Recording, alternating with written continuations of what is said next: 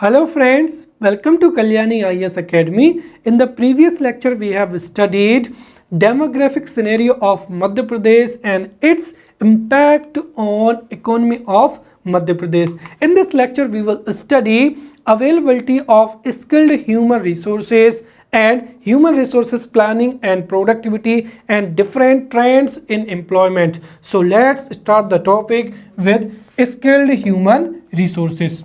See, for economic development of any country, the economic productivity should increase, or we can say that to increase the production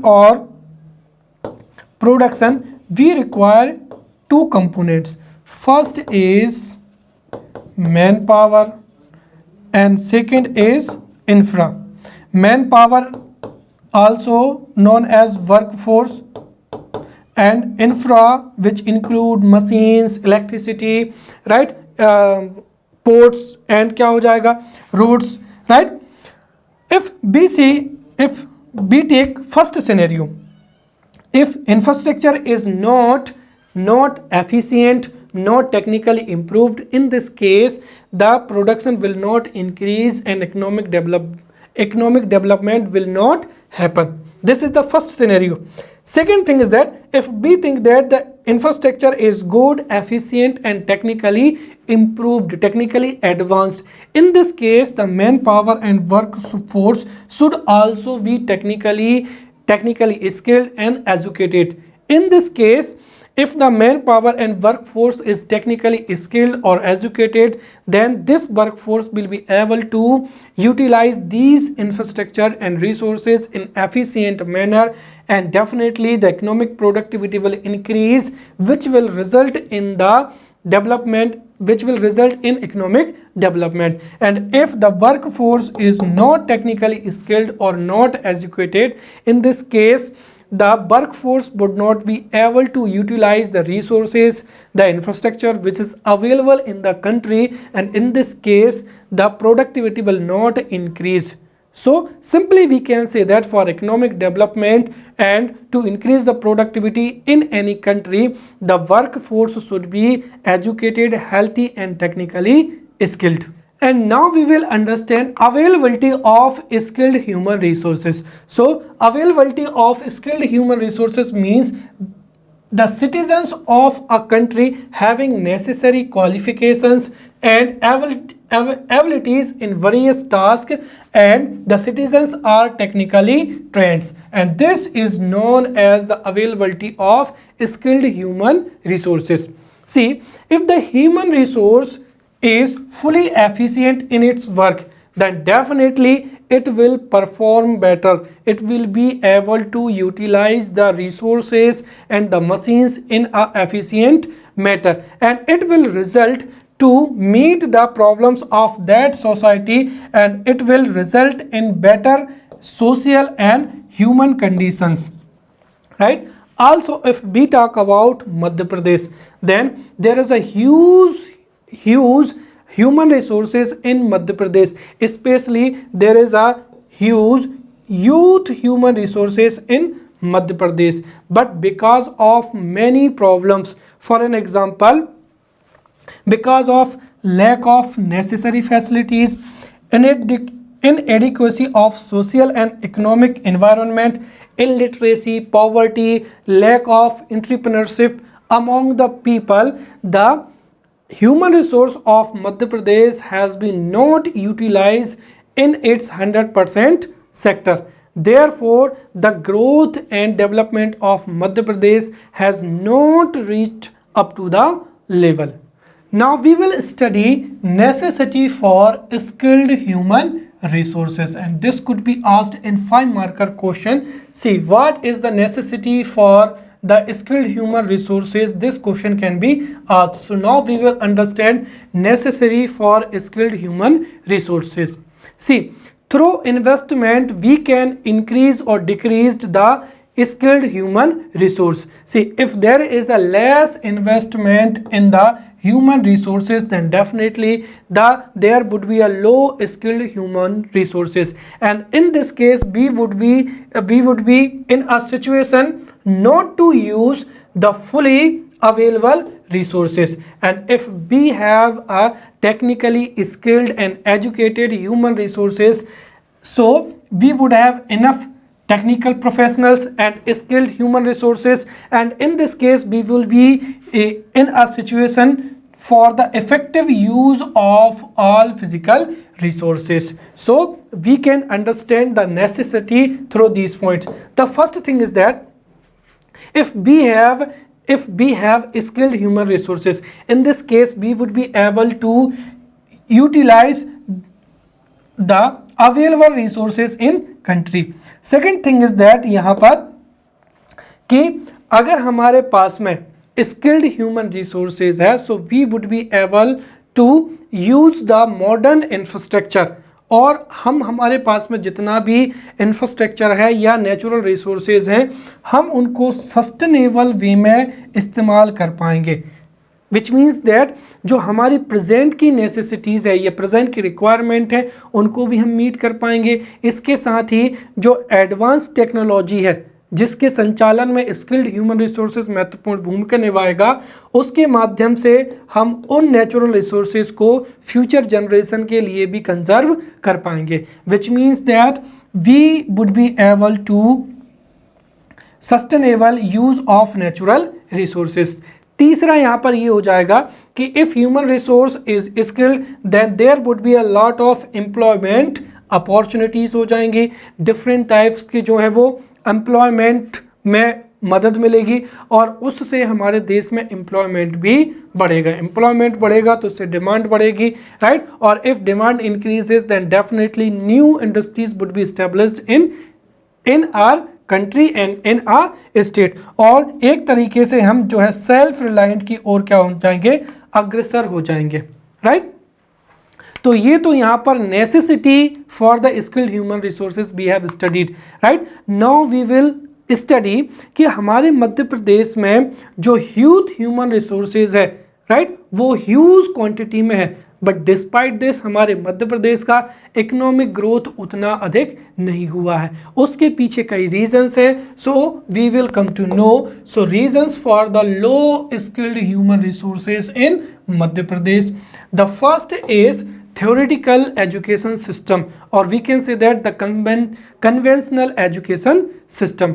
Madhya Pradesh का जो education system है वो theoretical education system भी कहा जा सकता है, क्योंकि हमारे मध्य प्रदेश में जो भी एजुकेशन प्रोवाइड किया जाता है उसमें थ्योरी पर या मार्क्स पर अधिक ध्यान दिया जाता है. एक तरीके से जो थ्योरी है उसको 90% इम्पोर्टेंस दिया जाता है और जो प्रैक्टिकल नॉलेज है या प्रैक्टिकल एजुकेशन है उसको केवल और केवल 10% इम्पोर्टेंस दिया जाता है. दिस इज़ द रीज़न मध्य प्रदेश में डॉक्टर्स हो या इंजीनियर्स हो या कई एजुकेटेड पर्सन्स हो, they are educated, they have a degree, but they are not capable of doing a job, क्योंकि उनके पास में उतना स्किल नहीं होता है. दूसरा यहाँ पर हो जाएगा कि there are a lack of basic resources in Madhya Pradesh, right. अगर हम रिसोर्सेज की बात करें तो कॉलेज लेवल पर केवल कुछ ही जो स्टूडेंट्स हैं वो कॉलेज लेवल में पहुंच पाते हैं, और जो स्टूडेंट्स कॉलेज में पहुंच भी जाते हैं उनको मॉडर्न और एफिशिएंट इंफ्रास्ट्रक्चर नहीं मिल पाता है. अगर हम देखें तो मध्य प्रदेश में एजुकेशन बजट भी कम होता है. इसके साथ ही मध्य प्रदेश में प्रैक्टिकल नॉलेज के लिए लेबोरेटरीज भी कम होती हैं, राइट. टीचर्स की कमी है. इसके साथ ही there is a lack of trained teachers, also lack of training, right. और लैक ऑफ ट्रेनिंग की वजह से हमारे मध्य प्रदेश में students are educated but they are not technically skilled. तीसरा यहाँ पर ये हो जाएगा कि हमारा जो टीचिंग स्टाइल है, टीचिंग ड्यूरेशन है, वो भी कैसा है, शॉर्ट ड्यूरेशन है, राइट. जो वोकेशनल ट्रेनिंग है, ये जो स्किल ट्रेनिंग है वो बहुत कम समय के लिए ही अवेलेबल है या बहुत ही कम समय के लिए दी जाती है. इस वजह से भी जो हमारा ह्यूमन रिसोर्सेज है वो टेक्निकली स्किल्ड नहीं है, राइट. इसके साथ ही there is a lack of quality education in Madhya Pradesh and in India also. Next, shortcoming and lack of persistence in promoting skill development. कई पॉलिसीज की बदौलत जो है स्किल डेवलपमेंट को प्रमोट तो किया जाता है, लेकिन एक निर्धारित करिकुलम के माध्यम से, निर्धारित सिलेबस के माध्यम से, निर्धारित यूनिवर्सिटीज़ में जो है वो स्किल डेवलपमेंट नहीं कराया जाता है। इसके साथ ही हमारा जो ट्रेडिशनल एजुकेशन सिस्टम है वो आज भी कंटिन्यू है, और कई बार जो गवर्नमेंट कॉलेजेस में स्कॉलरशिप की चर्चा हो या हमारी सोसाइटी में हो, हमारी सोसाइटी में हमेशा मार्क्स को प्रेफर किया जाता है, राइट। इसीलिए भी जो मॉडर्न एजुकेशन है उसको ट्रेडिशनल एजुकेशन एक तरीके से सप्रेस करता है या अफेक्ट करता है। इस वजह से भी जो भी मॉडर्न एजुकेशन हमारे मध्य प्रदेश में है वह भी टेक्निकली स्किल्ड ह्यूमन रिसोर्स को प्रोवाइड कराने में उतना सक्षम नहीं है। फिर there is a lack of will in people. Next हो जाएगा lack is correct to take, क्या हो जाएगा, रिस्क हो जाएगा। अब अगर एंटरप्रेन्योरशिप को बढ़ावा देना है सो डेफिनेटली रिस्क जो टेकिंग कैपेसिटी है उसको भी हमको इंक्रीज करना होगा। एंड नेक्स्ट क्या हो जाएगा, यहाँ पर ब्रेन ड्रेन हो जाएगा, जो कि मध्य प्रदेश में जो लाइफ स्टाइल है या मध्य प्रदेश में रिसोर्सेज हैं या मध्य प्रदेश में एम्प्लॉयमेंट की उतनी अच्छी अपॉर्चुनिटीज़ नहीं है। देयरफॉर जो टेक्निकली स्किल्ड जो नॉलेज होता है वह दूसरी कंट्रीज़ में, दूसरे स्टेट में चला जाता है, और हम उसके स्किल्ड नॉलेज है उसका जो है वो बेनिफिट नहीं ले पाते हैं, right.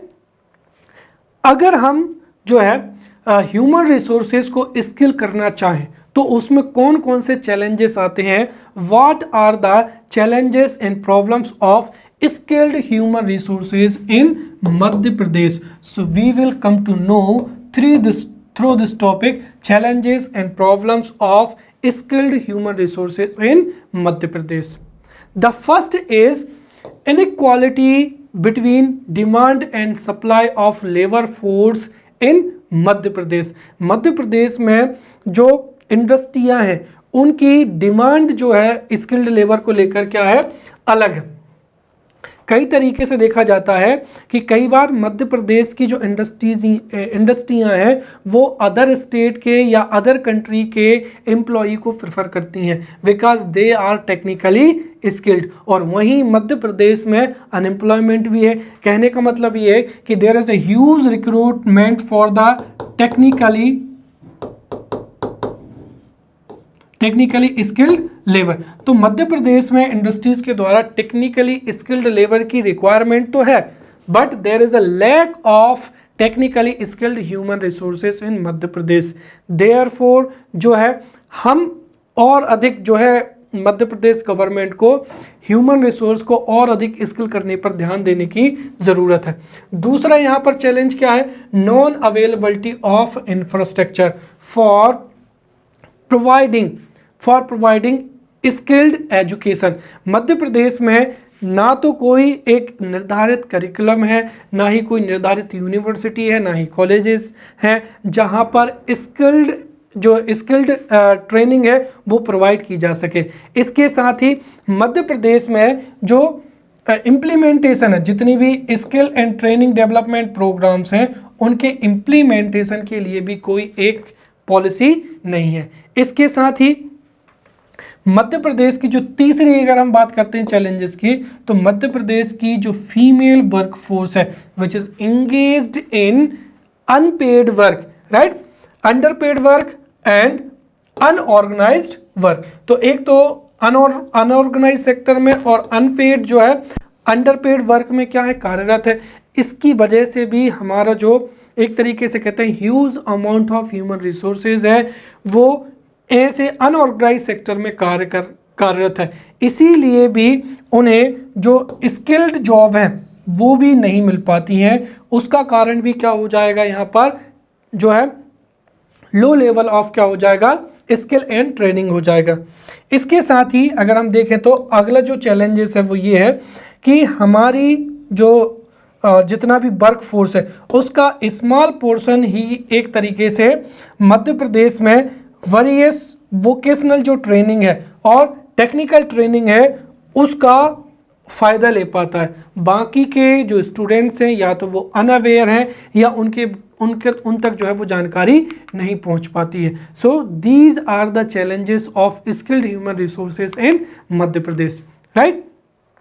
Now we will see solution to challenges of skilled human resources। अगर मध्य प्रदेश में जो जितने भी skilled human resources को लेकर जो भी challenges हैं उनको कैसे solve किया जाता है, we will understand through these points।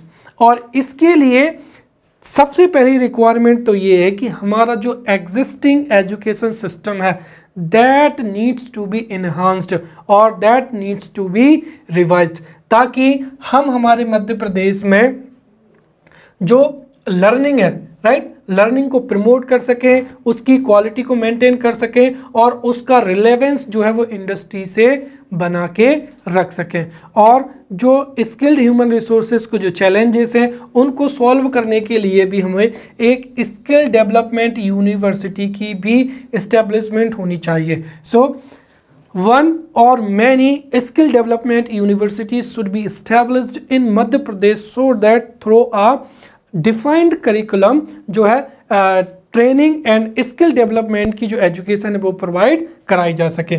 दूसरा क्या है कि यहाँ पर जो ट्रेनिंग्स है या स्किल एजुकेशन है उसका भी एक डेवलपिंग करिकुलम होना चाहिए, ताकि एक फिक्स्ड पीरियड में, एक फिक्स्ड टाइम पीरियड में जो स्टूडेंट्स हैं उनको वेरियस ट्रेनिंग्स और वेरियस जो ट्रेनिंग जो स्किल्स हैं उनसे उनको क्या किया जाए, ट्रेन किया जाए। इसके लिए एक all India level, national level या इंटरनेशनल लेवल का जो स्किल एंड ट्रेनिंग करिकुलम है that should be developed in Madhya Pradesh, so that जो मध्य प्रदेश के स्टूडेंट्स हैं they could acquire skills and trainings. तीसरा यहाँ पर ये हो जाएगा कि जो हमारी स्किलिंग कैपेसिटी है उसको भी एक तरीके से क्या करना चाहिए, हमको इंक्रीज करना चाहिए। और चौथी और सबसे बड़ी विशेषता यहाँ पर ये है कि जो इंडस्ट्रीज हैं, industries should have an increasing role in all aspects of vocational training, क्योंकि जो इंडस्ट्रीज की रिक्वायरमेंट होती है, इंडस्ट्रीज जिस तरीके का स्किल एंड ट्रेनिंग एम्प्लॉयज़ चाहते हैं, राइट, उनकी जो नॉलेज है वो इंडस्ट्रीज़ को बहुत अच्छे तरीके से होती है। देयरफॉर जो वोकेशनल ट्रेनिंग है उसमें इंडस्ट्रीज़ को भी जो है वो इंक्लूड करना चाहिए, ताकि इंडस्ट्रीज़ ये बता पाएँ कि हमको इस तरीके का टेक्निकली साउंड जो है वो ह्यूमन रिसोर्स चाहिए।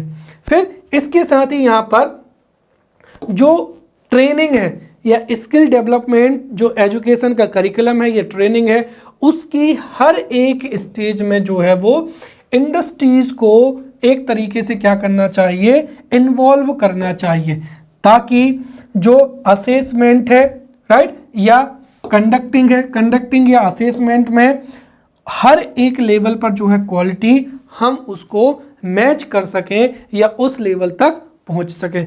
इसके साथ ही जो एम्फेसिस है वो फॉर्मल वोकेशनल ट्रेनिंग पर भी होना चाहिए, और जो वोकेशनल ट्रेनिंग्स हैं या स्किल डेवलपमेंट कोर्सेज हैं उनका सर्टिफिकेशन भी होना चाहिए, ताकि the person who is getting these certificates और who is getting vocational training could get a benefit to get a new job, right. Now we will study efforts made by Madhya Pradesh government for availability of skilled human resources, right. यहाँ से 11 number का प्रश्न जो है वो पूछा जा सकता है कि what efforts have Madhya Pradesh government been made for the availability of skilled human resources. और ये जो क्वेश्चन है ये 11 मार्कर या 5 मार्कर में पूछा जा सकता है। So till the establishment of Madhya Pradesh on 1 November 1956 Madhya Pradesh government has been launched many programs, enacted many policies which are: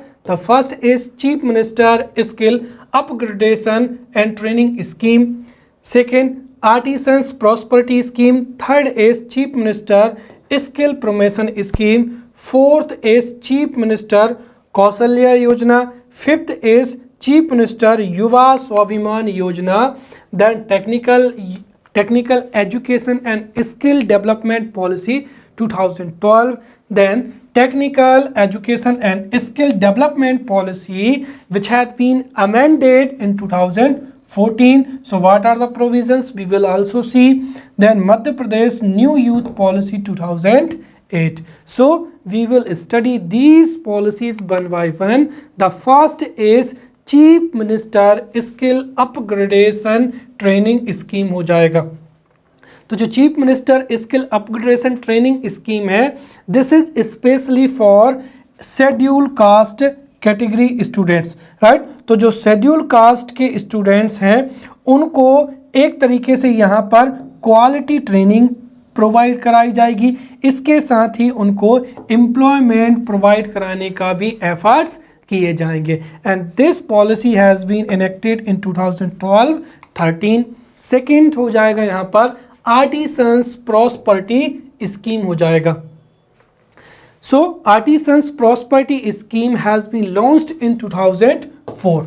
और मध्य प्रदेश में कई ऐसे आर्टिसंस होते हैं जैसे कारपेंटर हो जाएगा, राइट, और जो स्मॉल एंड मीडियम इंटरप्राइजेस में कार्य करते हैं, राइट।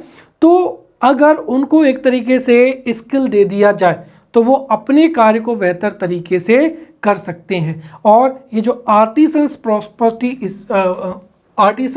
प्रॉस्पर्टी स्कीम है, इस स्कीम में ऐसे अरेंजमेंट किए जाएंगे कि जिनको भी, राइट, जिनको भी ट्रेनिंग दी जाएगी उनको सर्टिफाइड किया जाएगा, राइट, ताकि वो एक बेहतर जॉब प्राप्त कर सकें या अपना जो सेल्फ एम्प्लॉयमेंट है वो जनरेट कर सकें, राइट। और यहाँ पर जो सर्टिफिकेशन है, right, certification of informally train जो आर्टिसंस हैं उनको जो सर्टिफिकेशन है वो दिया जाएगा department of technical education and skill development.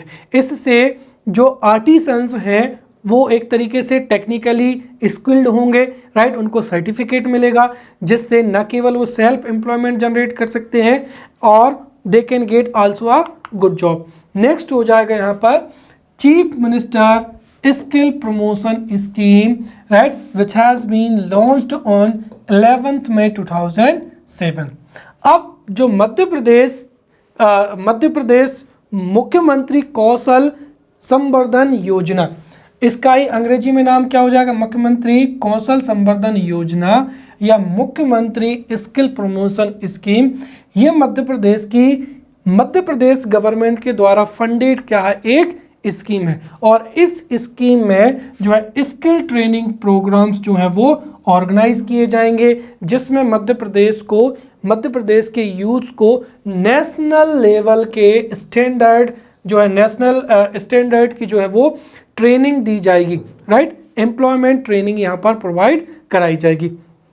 इसके साथ ही इस स्कीम में एक और ख़ास बात रखी जाएगी कि यहाँ पर जो ट्रेनिंग की क्वालिटी है, quality of the training and employment opportunities जो है वो यूनिफॉर्मिटी के साथ में अवेलेबल कराई जाएंगी, राइट, और उनका सर्टिफिकेशन भी किया जाएगा। तो यहाँ पर जो ट्रेनिंग है और जो भी प्रोग्राम है वो नेशनल स्टैंडर्ड के जो स्किल एनहांसमेंट ट्रेनिंग प्रोग्राम्स हैं वो नेशनल लेवल के होंगे, राइट। और कुल मिलाकर यहाँ पर जो हमारे ट्रेडिशनल ITIs हैं, राइट, ट्रेडिशनल ITI से जो वोकेशनल ट्रेनिंग या जो टेक्निकल नॉलेज जो हमारे जो ट्रेडिशनल ITIs प्रोवाइड नहीं कराए जाते हैं उनकी भी यहाँ पर जो है ट्रेनिंग दी जाएगी और यहाँ पर नेशनल लेवल की जो है वो ट्रेनिंग भी प्रोवाइड कराई जाएगी।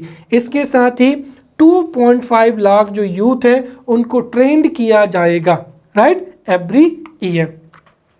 नेक्स्ट हो जाएगा chief minister Kaushalya Yojana which is specially for women. तो जो चीफ मिनिस्टर कौशल्या योजना है it has been launched on May 11, 2017 और इसका ऑब्जेक्टिव भी वही है, जो मध्य प्रदेश की वुमेन्स हैं उनको ट्रेनिंग प्रोवाइड कराना, उनको स्किल प्रोवाइड कराना ताकि वो अपने आप के जो हुनर है उसको बेहतर कर सकें, राइट। तो यहाँ पर इस स्कीम के तहत जो वुमेन है उनको एक तरीके से नेशनल स्टैंडर्ड की जो है ट्रेनिंग और स्किल एजुकेशन प्रोवाइड कराया जाएगा, राइट। ताकि जो मध्य प्रदेश की महिलाएं हैं वो नॉन ट्रेडिशनल एरिया से निकलकर जो ट्रेडिशनल एरिया से निकलकर नॉन ट्रेडिशनल एरियाज में जॉब अपॉर्चुनिटीज़ को हासिल कर सकें।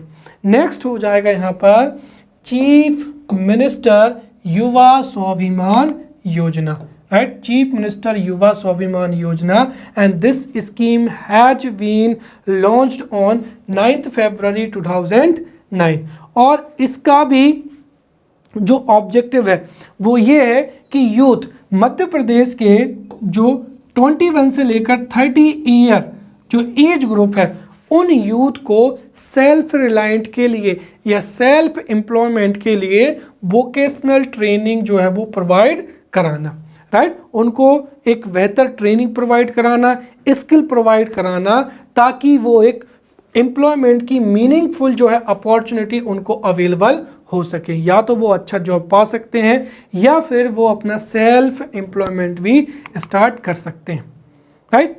उसके बाद में तो ये तो यहाँ पर जो जितनी भी थी ये हमने यहाँ पर अभी तक जो जितनी भी पढ़ी हैं, जैसे पहला हो जाएगा chief minister skill upgradation training scheme हो जाएगी, फिर आर्टिसंस प्रॉस्पेरिटी स्कीम हो जाएगी, chief minister skill promotion scheme हो जाएगी, चीफ मिनिस्टर कौशल्या योजना हो जाएगी, चीफ मिनिस्टर युवा स्वाभिमान योजना या युवा स्वाभिमान स्कीम हो जाएगी, right? Now we will see the policies, right? Policies for the availability of skilled human resources. तो उसके लिए जो पॉलिसी है वो कौन सी है? Technical education and skill development policy 2012। और इस पॉलिसी के वही ऑब्जेक्टिव है।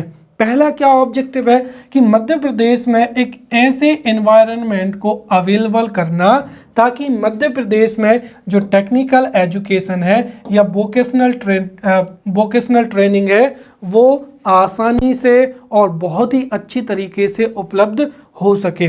दूसरा, हमारे मध्य प्रदेश में जो भी गवर्नमेंट के द्वारा स्कीम चलाई जा रही हैं उन स्कीम का मैक्सिमम एडवांटेज जो है वो मध्य प्रदेश के यूथ्स को प्राप्त हो। तीसरा यहाँ पर ये हो जाएगा कि मध्य प्रदेश में जो अपॉर्चुनिटीज़ हैं, राइट? कुल मिलाकर ये कि मध्य प्रदेश में जो मैन है, वुमन है या कोई डिप्रेस्ड क्लास है, राइट, जिनके साथ में जेंडर डिस्क्रिमिनेशन या सोशल डिस्क्रिमिनेशन हुआ है, without any, right, without any discrimination सभी को जो है स्किल ट्रेनिंग की और यहाँ पर स्किल एजुकेशन की ट्रेनिंग की जो है अपॉर्चुनिटीज प्राप्त हो सके, राइट? इसके साथ ही जो मध्य प्रदेश है उसमें डिजिटल फॉर्मेट में भी कोर्सेज को अवेलेबल करना ताकि जो बच्चे हैं वो डिस्टेंस एजुकेशन को भी ले सकें और इसके साथ ही ऑनलाइन मोड में भी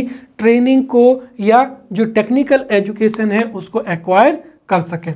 अब ये जो technical education and skill development policy थी, it has been amended in 2014 और दरअसल इसको 2014 में अमेंड करने की जो सबसे महत्वपूर्ण रीजंस थे वो ये थे कि government is opening many centres where the students are getting technical education and training. But हमारी मध्य प्रदेश की ह्यूज पॉपुलेशन को ट्रेन करना या स्कूल एजुकेशन प्रोवाइड करना, it is not cup of tea of government of Madhya Pradesh. Therefore इस sector में private sector को एक तरीके से प्रमोट करने के लिए this policy has been amended in 2014, right? और भी जितने भी जो इसके पॉइंट्स हैं वो पहले ही हैं। तो कुल मिलाकर हम कह सकते हैं कि to attract the reputed private training providers, जो ये इस स्कीम को 2014 में जो है वो अमेंड किया गया है और यहाँ पर जो प्राइवेट ट्रेनिंग इंस्टीट्यूशंस हैं, राइट, उनको अट्रैक्ट करने के लिए कुछ यहाँ पर जो है प्रोविजंस भी किए गए। सबसे पहला तो ये किया गया है कि provision has been made to provide a grant of up to 3 crore on capital investment made on building construction equipments हो जाएगा। तो यदि कोई भी प्राइवेट ट्रेनिंग प्रोवाइडर्स अगर इन्वेस्ट करता है जो कि टेक्निकल एजुकेशन को या फिर ट्रेनिंग को प्रोवाइड कराएगा, तो वो बिल्डिंग कंस्ट्रक्शन के लिए या प्रीमाइसेस कंस्ट्रक्शन के लिए उसको 3 करोड़ तक का जो है वो जो है ग्रांट जो है वो गवर्नमेंट देगी। इसके साथ ही यहाँ पर जो ग्रांट लिमिट है for the purchase of equipment for skill development centres, उसको भी बढ़ाकर 2.5 लाख से 25% ऑफ द टोटल इन्वेस्टमेंट कर दिया गया है। तो 25% और मैक्सिमम 10%। तो 25% या जो 10 लाख रुपए हैं वो इक्विपमेंट को परचेज करने के लिए जो है मध्य प्रदेश गवर्नमेंट ग्रांट देगी, ताकि अधिक से अधिक जो प्राइवेट ट्रेनिंग प्रोवाइडर इंस्टीट्यूशंस हैं वो मध्य प्रदेश में इस्टेब्लिश हो सकें। इसके साथ ही यहाँ पर एक और इंसेंटिव रखा गया है कि यहाँ पर यदि कोई जो ट्रेनिंग प्रोवाइडर इंस्टीट्यूशन है वो अपने स्टूडेंट्स में से 50% को एम्प्लॉयमेंट जो है वो प्रोवाइड करा देता है, तो पर कैंडिडेट उसको 3000 रुपीज़ का क्या दिया जाएगा, इंसेंटिव भी दिया जाएगा। The next is Madhya Pradesh new youth policy कौन सी हो जाएगी, 2008। अब ये जो न्यू यूथ पॉलिसी है which has been launched in 2008, और इस पॉलिसी का जो सबसे महत्वपूर्ण एम था that was to infuse the energy in a society. दरअसल मध्य प्रदेश में एंटरप्रेन्योरशिप को बढ़ाने के लिए, टेक्निकल एजुकेशन को इम्प्रूव करने के लिए और स्किल डेवलपमेंट के लिए मध्य प्रदेश के जो है मध्य प्रदेश की जो पीपल है उनमें वो मेंटलिटी नहीं है, वो एनर्जी नहीं है, तो वो मोमेंटम के लिए, वो इस एनर्जी के लिए this policy Madhya Pradesh new youth policy 2008 had been launched in Madhya Pradesh. अब मध्य प्रदेश दिस पॉलिसी के माध्यम से जो है मध्य प्रदेश गवर्नमेंट मध्य प्रदेश में एक मोमेंटम क्रिएट करेगी, राइट, ताकि यहाँ पर जो डेवलपमेंट है या मध्य प्रदेश के जो स्टूडेंट्स हैं उनका ओवरऑल डेवलपमेंट हो सके, उनका पर्सनल, राइट, एजुकेशनल और इकोनॉमिक जो है डेवलपमेंट हो सके, राइट। और इस पॉलिसी के तहत मध्य प्रदेश में जो कोई भी व्यक्ति एक तरीके से अपना सेल्फ एम्प्लॉयमेंट के लिए कोई भी बिजनेस करेगा या कोई भी कार्य करेगा, तो उसको जो self employment group promotion policy 2007 है उसके माध्यम से गवर्नमेंट उसको कोऑपरेट करेगी और उसको फैसिलिटीज़ प्रोवाइड कराएगी, ताकि मध्य प्रदेश में जो सेल्फ एम्प्लॉयमेंट है वह अधिक से अधिक हो सके। And now we will see the other efforts made by government of Madhya Pradesh, right, for the easily availability of skilled human resources in Madhya Pradesh। उसमें फर्स्ट ये हो जाएगा कि on 4th September 2018 it was decided to implement Center of Excellence scheme, right। और ये Center of Excellence scheme है, इसको जो हाईली स्किल्ड मैन पावर है, जिनको जो मॉडर्न इंडस्ट्रीज हैं उनमें हाईली स्किल्ड मैन पावर है, राइट, उस रिक्वायरमेंट को फिलफिल करने के लिए ही centre of excellence scheme has been launched in 2008। दूसरा ये हो जाएगा कि on June 8 2019 the Madhya Pradesh government has announced that जो मध्य प्रदेश की फर्स्ट स्किल डेवलपमेंट यूनिवर्सिटी है which would be established, right, कहाँ पर, मध्य प्रदेश में एस्टेब्लिश की जाएगी, राइट, और एक नॉलेज कमीशन भी बना दिया जाएगा।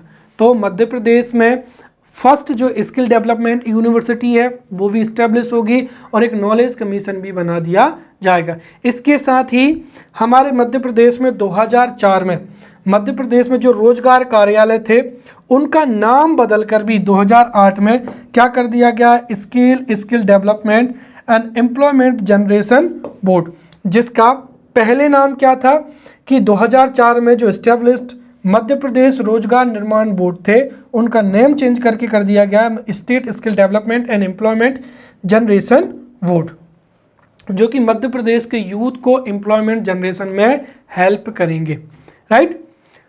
तो ये हमने यहाँ पर जो है मध्य प्रदेश गवर्नमेंट के द्वारा जो भी पॉलिसीज़, जो भी स्कीम्स जो इम्प्लीमेंट की गई थी, उसके बाद में जो पॉलिसीज़ मध्य प्रदेश गवर्नमेंट लेके आई थी, उनके बारे में हमने बहुत ही अच्छे से पढ़ लिया है for the easily availability of skilled human resources के लिए। अब हम मध्य प्रदेश में इस्टेब्लिश्ड उन बॉडीज़ की बात करेंगे, उन इंस्टीट्यूशन की बात करेंगे जो कि मध्य प्रदेश में स्किल्ड ह्यूमन रिसोर्सेज प्रोवाइड कराने में अपना इम्पोर्टेंट कंट्रीब्यूशन दे रहे हैं। So major institution of Madhya Pradesh, right, Madhya Pradesh established in Madhya Pradesh for the development of skilled human resources। उसमें फर्स्ट हो जाएगा यहाँ पर Indian institute of tourism and travel management. तो एक तरीके से टूरिज्म एवं ट्रेवल मैनेजमेंट है, उसमें एजुकेशन प्रोवाइड कराने के लिए, नॉलेज प्रोवाइड कराने के लिए, राइट। 1992 में जो है मध्य प्रदेश के जो ग्वालियर है, राइट, उसमें इस संस्था को जो है वो शिफ्ट किया गया था। दरअसल Indian institute of tourism and travel जो मैनेजमेंट है, it has been established in 1983, right, और ये इस्टेब्लिश हुआ था न्यू दिल्ली में, जिसको 1992 में ग्वालियर शिफ्ट कर दिया गया, और ये 1996 से पोस्ट ग्रेजुएशन डिप्लोमा जो है वो प्रोवाइड करा रहा है। इसके साथ ही जो Indian institute of tourism and travel management है, ये पूरे एशिया में टूरिज्म एंड ट्रेवल मैनेजमेंट के क्षेत्र में एजुकेशन प्रोवाइड कराने वाला एक लीडिंग क्या है, इंस्टीट्यूशन है। सेकंड हो जाएगा मौलाना आज़ाद नेशनल इंस्टीट्यूट ऑफ क्या हो जाएगा, टेक्नोलॉजी हो जाएगा, and this institution has been established in Bhopal in 1996, right. और ये जो है मध्य प्रदेश में टेक्निकल या टेक्नोलॉजी के रिगार्डिंग जो BArc कोर्स है, राइट, 5 ईयर BArc कोर्स और 4 ईयर BTech कोर्स, तो 4 ईयर BTech कोर्स और 5 ईयर BArc कोर्स जो कि इंजीनियरिंग की विभिन्न स्ट्रीम्स में, जैसे इलेक्ट्रिकल इंजीनियरिंग हो जाएगा, इलेक्ट्रॉनिक्स हो जाएगा, कम्युनिकेशन इंजीनियरिंग हो जाएगा, उसमें ये कोर्सेज को प्रोवाइड करा रहा है। एंड दिस इंस्टीट्यूशन को नेशनल इंस्टीट्यूट ऑफ टेक्नोलॉजी का जो है वो स्टेटस 2002 में मिल चुका है। वही हो जाएगा यहाँ पर Indian institute of technology IIT। मध्य प्रदेश में टेक्नोलॉजी के क्षेत्र में एजुकेशन प्रोवाइड कराने के लिए the Indian institute of technology has been established in 2009। वैसे ही मध्य प्रदेश में जो मैनेजमेंट एजुकेशन है, राइट, मैनेजमेंट एजुकेशन को प्रोवाइड कराने के लिए Indian institute of management, it has been established in 1998। तो 1998 में IIM की एस्टेब्लिश हुआ था, और 2009 में IIT, और जो इंदौर है, ये दोनों ही जो बॉडीज़ हैं, दोनों ही इंस्टीट्यूशंस इंदौर में हैं। So Indore is a city in Madhya Pradesh which is having IIT and IIM both, right. अब उसके बाद में हो जाएगा यहाँ पर Raja Ramanna centre for advance technology, right, जिसको RRCAT बोला जाता है, Raja Ramanna centre for advance technology, right.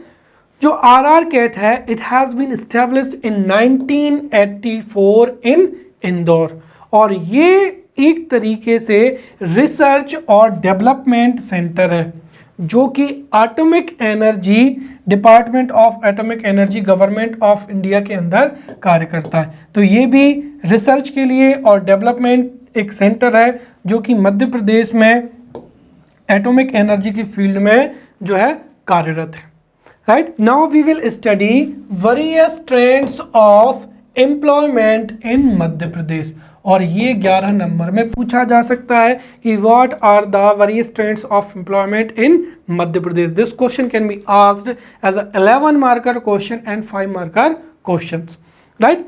अब इस क्वेश्चन के लिए we should have a data. जो डाटा है वो तो मैं आपको प्रोवाइड कराऊंगा। At first we will study various trades.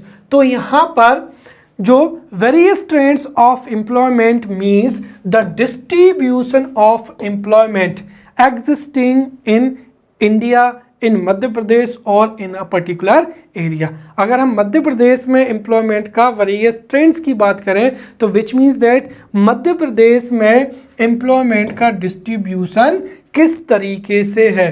तो मध्य प्रदेश में जो एम्प्लॉयमेंट का डिस्ट्रीब्यूशन है उसको ही हम कहेंगे मध्य प्रदेश में वेरियस ट्रेंड्स ऑफ एम्प्लॉयमेंट।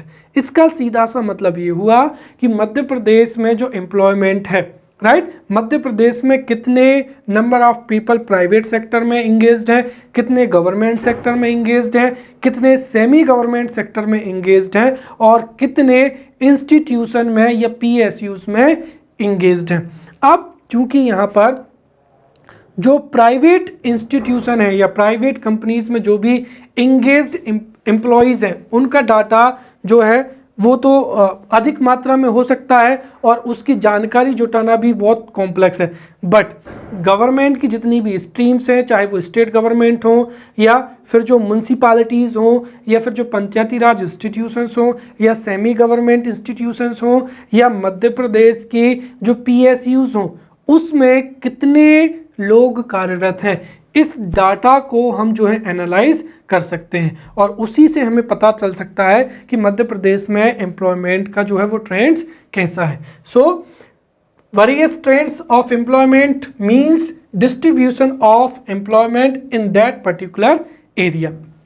दूसरी महत्वपूर्ण चीज ये है कि ये एम्प्लॉयमेंट के वेरियस ट्रेंड्स को जानना इसलिए जरूरी होता है बिकॉज यदि हम उस डाटा को एनालाइज करेंगे, राइट, कि मध्य प्रदेश की जो इकोनॉमी है और मध्य प्रदेश की टोटल इकोनॉमी में sector wise, right, Madhya Pradesh की इकोनॉमी में सेक्टर वाइज एम्प्लॉयमेंट जो है वो कैसा ट्रेंड दर्शा रहा है और on the basis of that Madhya Pradesh government would be able to formulate policies. तो जो फ्यूचर ओरिएंटेड पॉलिसीज हैं या प्रोग्राम्स हैं उनको रिगार्डिंग एम्प्लॉयज, उनको बहुत ही बेहतर तरीके से जो है वो फॉर्मुलेट किया जा सकता है, बनाया जा सकता है और इनको एग्जीक्यूट भी किया जा सकता है। इसके साथ ही जो मध्य प्रदेश की ह्यूमन पॉपुलेशन है या जो वर्क फोर्स है, राइट, उसका भी मध्य प्रदेश के जो एम्प्लॉयमेंट है उस पर भी क्या होता है, मध्य प्रदेश के जो एम्प्लॉयमेंट का जो ट्रेंड्स है उस पर भी क्या होता है, इन्फ्लुएंस होता है। क्योंकि मध्य प्रदेश के लोग जिस भी फील्ड में या जिस भी सेक्टर में कार्य करेंगे या जिस भी सेक्टर में कार्य करना चाहते हैं उससे भी जो है एम्प्लॉयमेंट का ट्रेंड क्या होगा, चेंज होगा। इसके साथ ही because of diversity of racial, ethnic, national origins along with the generational differences in employment trends observed over the years are usually attributed to different employment क्या हो जाएगा, ट्रेंड्स हो जाएगा। तो यहाँ पर न केवल जो ह्यूमन पॉपुलेशन या वर्कफोर्स है वो भी एम्प्लॉयमेंट के ट्रेंड्स पर इन्फ्लुएंस करती है, उसके साथ ही जो डाइवर्सिटी है, चाहे वो रेशियल हो, एथनिक हो, नेशनल ओरिजिनल्स हो, ये भी डिफरेंट एम्प्लॉयमेंट ट्रेंड्स के लिए क्या होते हैं, रिस्पॉन्सिबल होते हैं।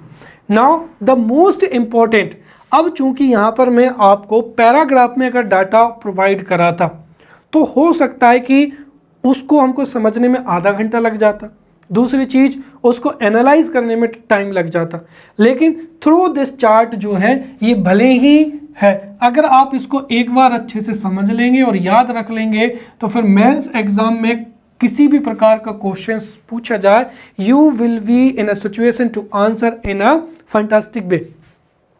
तो मध्य प्रदेश में जो लेबर एंड एम्प्लॉयमेंट का डाटा है और ये जो लिया गया है इकोनॉमिक सर्वे 2020-21, तो मध्य प्रदेश का जो लेटेस्ट इकोनॉमिक सर्वे है उस इकोनॉमिक सर्वे के माध्यम से ये जो डाटा है, ये पूरी की पूरी टेबल मैंने वहीं से ली है ताकि आप जो है अच्छे से इसको एक बार याद कर लें तो लगभग जो है अगले 1 या 2 वर्ष तक इस डाटा के आधार पर जो भी प्रश्न पूछे जाएं so you will be able to answer it, right. अब अगर हम मध्य प्रदेश में बात करें तो मध्य प्रदेश में एम्प्लॉयमेंट के रिगार्डिंग जो डाटा कलेक्शन है या डाटा कलेक्ट किए जाते हैं वो एम्प्लॉयमेंट ऑफिसेज के द्वारा किए जाते हैं, और मध्य प्रदेश में एम्प्लॉयमेंट ऑफिसेज की संख्या उतनी ही होगी जितनी की डिस्ट्रिक्ट है। इसका मतलब मध्य प्रदेश में एम्प्लॉयमेंट ऑफिसेज हैं 52।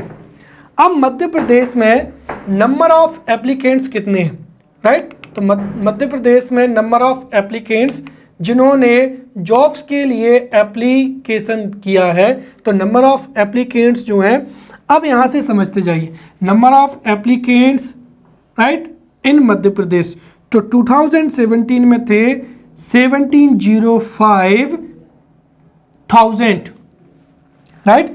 तो 1705,000 या हम ये कह सकते हैं कि 1705,000 इतने जो थे वो क्या थे, एप्लीकेंट्स थे, राइट? 2018 में कितने थे, 747,000, 2019 में कितने थे, 846,000, और 2020 में कितने थे, 611,000, राइट? तो यहाँ पर कुल मिला के हम कह सकते हैं कि 2017 में 17 लाख थे, 2018 में 7,47,000, 2019 में 8,46,000 और 2020 में 6,11,000, राइट? 6,11,000 जो थे एप्लीकेंट्स थे जिन्होंने जॉब के लिए अप्लाई किया था, राइट? अब जिन्होंने जॉब्स के लिए अप्लाई किया था उनका रजिस्ट्रेशन भी होता है, तो number of applicants registered on the registrar, right? तो number of applicants registered on the register, और ये रजिस्टर कौन सा है, अगर हम करेंटली ईयर का देखें तो number of applicants registered on the register of employment offices. इसमें भी यहाँ पर आपको टोटल जो है टोटल एप्लीकेंट की जानकारी मिलेगी और यहाँ पर एजुकेटेड एप्लीकेंट्स की जानकारी मिलेगी। तो सबसे पहले हम जो है मध्य प्रदेश के एम्प्लॉयमेंट ऑफिसेज में जो रजिस्टर्ड एप्लीकेंट्स हैं उनको देखते हैं। तो 2017 में कितने थे, 2385,000, राइट? 2385,000। इसका मतलब ये हुआ कि सीधा आप समझो कि 2017 में 23,85,000 जो थे वो इतने अधिक एप्लीकेंट्स थे, जो कि 2018 में और बढ़कर कितने हो गए, 26,82,000। 2019 में कितने हो गए, 29,33,000 एप्लीकेंट्स। और अगर आप देखें तो 2020 तक ये आखिरी में 31 लाख से अधिक एप्लीकेंट्स जो हैं वो रजिस्टर हो चुके हैं। But according to Madhya Pradesh government जो 31 लाख टोटल एप्लीकेंट्स है मध्य प्रदेश में, जो 31 लाख टोटल एप्लीकेंट्स है मध्य प्रदेश में, उनमें से कई लोगों को जॉब्स मिल चुकी हैं और अब मध्य प्रदेश में कुल 24,72,000 जो हैं इतने एप्लीकेंट्स ही बचे हैं। तो यहाँ पर आप ट्रेंड्स को एनालाइज करते जाएं, राइट? 23 लाख थे 2017 में, 26 लाख हो गए 2018 में, 2019 में 29.33 लाख, और 2020 के अंत में जो थे वो 33 लाख तक हो चुके थे। But according to Madhya Pradesh government एकदम से लोगों को रोजगार मिल गया और इकोनॉमिक सर्वे के अनुसार मध्य प्रदेश में अब जो टोटल एप्लीकेंट्स हैं उनकी संख्या कितनी बची है, 24,72,000। जिसमें से अगर आप ये कहो कि एजुकेटेड एप्लीकेंट्स कितने हैं, तो 2017 में 21 लाख जो थे टोटल, 23 में से 21 लाख जो थे वो एजुकेटेड, कुल मिलाकर 5 लाख ऐसे एप्लीकेंट्स जो अनएजुकेटेड थे, राइट? 2018 में 24 लाख, 2019 में 29.1 लाख और 2020 में 23,08,000 जो है वो एजुकेटेड एप्लीकेंट्स हैं। इसका मतलब ये है ये उन लोगों की संख्या है जो पढ़े लिखे बेरोजगार हैं। अब number of applicants who got the job, तो कितने एप्लीकेंट्स को जॉब मिली है वो समझते हैं। तो यहाँ पर 2017 में 0.109 लोगों को जॉब मिली है, 2018 में 0.054, 2019 में 0.360 और 2020 में 3.605 लोगों को जो है वो जॉब मिली है। इसमें से एससीज की जो संख्या है वो 2017 में थी 48, 18 में 33, 19 में 0 और 2020 में जो संख्या थी वो थी 0.731। एसटी में 2017 में कुल 7 लोगों की जॉब लगी और 2020 में 0.342। तो ये तो वो डाटा है जो कि टोटल एप्लीकेंट्स का। तो इसमें मुख्य रूप से आप ये डाटा याद रखें और एजुकेटेड वाला याद रखें, राइट। अब हम ये देखेंगे कि मध्य प्रदेश में इतने तो जॉब एप्लीकेंट्स हैं। अब मध्य प्रदेश में जो एम्प्लॉयमेंट का ट्रेंड है उसको हम इस टेबल से जो है वो समझ सकते हैं कि मध्य प्रदेश में एम्प्लॉयमेंट का ट्रेंड कैसा है। उसको हम लेबर एंड एम्प्लॉयमेंट का जो डाटा है उससे समझेंगे। यह डाटा भी 2021 इकोनॉमिक सर्वे से लिया गया है and according to economic survey 2020-21 उसके तहत जो गवर्नमेंट डिपार्टमेंट है जिसमें रेगुलर एम्प्लॉयज़ आते हैं, तो गवर्नमेंट डिपार्टमेंट में रेगुलर एम्प्लॉयज़ की संख्या 2016 में थी 4,46,000, 17 में बढ़कर हुई 4,47,000, 18 में फिर बढ़कर हुई 4,52,000, 2019 में बढ़कर हुई 4,72,000, जो कि 2020 में गवर्नमेंट डिपार्टमेंट में टोटल एम्प्लॉयज़ की संख्या हो चुकी है 5,54,000। तो 5,54,991 वर्तमान में मध्य प्रदेश में रेगुलर गवर्नमेंट डिपार्टमेंट में कार्यरत जो है वो अधिकारी हैं या कर्मचारी हैं। दूसरा, state public undertakings and semi government institution. तो मध्य प्रदेश की जो PSUs हैं या स्टेट पब्लिक अंडरटेकिंग्स हैं या सेमी गवर्नमेंट हैं, उनमें 2016 में 63,000 लोग जो थे कार्यरत थे, फिर 2017 में 59,000, 2018 में 56,000, 2019 में 47,000 और घटकर जो है वो कितने हो चुके हैं 47,028। इसका मतलब ये हुआ कि स्टेट पब्लिक अंडरटेकिंग्स में या सेमी गवर्नमेंट जो इंस्टीट्यूशन है उसमें लगातार जो है एम्प्लॉयमेंट में कमी आ रही है, या हम ये कह सकते हैं कि इनका प्राइवेटाइजेशन हो चुका है। इस वजह से जो नई रिक्रूटमेंट है वो हो नहीं रही है, राइट। तीसरा, अगर हम यहाँ पर देखें urban local body, right, urban और जो अर्बन लोकल बॉडी है उनमें 2016 में जो टोटल कर्मचारी थे, राइट, वर्कफोर्स थी वो थी 84,000 की, जो कि 2017 में बढ़कर हुई 85,000, फिर 2018 में 88,000 और 2019 में अचानक से इनकी संख्या में बहुत अधिक कमी आ गई। 2019 में इनकी संख्या बची 35,284, जो कि 2020 में केवल कितनी है 34,957। फिर जो रूरल लोकल बॉडी हैं उनमें एम्प्लॉयज़ की संख्या थी 1,44,000, जो कि 2017 में घटकर हुई 1,38,000, फिर 2018 में फिर घटी 1,30,000 और ताज्जुब की बात है कि सीधा 1,30,291 जो एम्प्लॉयज़ थे उनमें से 2019 में केवल 5,635 बचे, राइट। ये डाटा पूरी तरीके से जो है वो इकोनॉमिक सर्वे का है, राइट। तो और 2020 में जो रूरल लोकल बॉडीज हैं उनमें केवल 5,090 जो हैं एम्प्लॉयज़ जो है वो कार्यरत हैं। अब हम यहाँ पर अगला जो हो जाएगा development authority and social area development authority, उसमें 2016 में 1,739, फिर 16 में 1,739, 17 में 1,687, 18 में 1,657, 19 में 866 और 20 में केवल 829 बचे। अब यूनिवर्सिटीज़ की बात करते हैं तो 2016 में 6,872, जो कि घटे 6,372, फिर घटे 5,936, फिर घटे 4,568, फिर घटे 4,700। कुल मिलाकर यूनिवर्सिटीज़ में संख्या तो बढ़नी चाहिए तभी तो एजुकेशन बढ़ेगा, लेकिन लगातार जो है वो कमी आई है। लेकिन यहाँ पर 4500 से बढ़कर ये 4,700 हो चुके हैं। इस तरीके से जो टोटल एम्प्लॉयमेंट है 2016 में वो था 7,44,000, 2017 में हुआ 7,39,000, फिर घटकर 2018 में हो गया 7,35,000, जो कि 2019 में हो गया 5,65,840। और अगर हम 2020 की बात करें तो 2020 में जो टोटल एम्प्लॉयमेंट है वो है 6,47,795।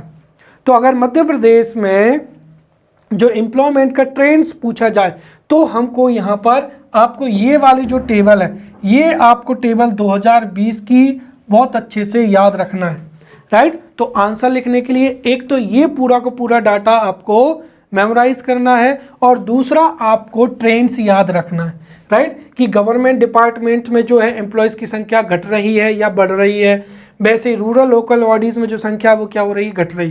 तो 2016 से लेकर 2020 तक का ट्रेंड याद रखना है और 2020 के ये आंकड़े भी याद रखना है, ताकि आप बता सके कि 2020 में जो है गवर्नमेंट डिपार्टमेंट्स में इतने हैं, जो सेमी गवर्नमेंट इंस्टीट्यूशंस है उसमें इतने एम्प्लॉयमेंट हैं। और यही मध्य प्रदेश का क्या है, एम्प्लॉयमेंट क्या हो जाएगा, ट्रेंड्स हो जाएगा, right. So this was the topic. In next lecture we will meet with new topic. Till then, thank you.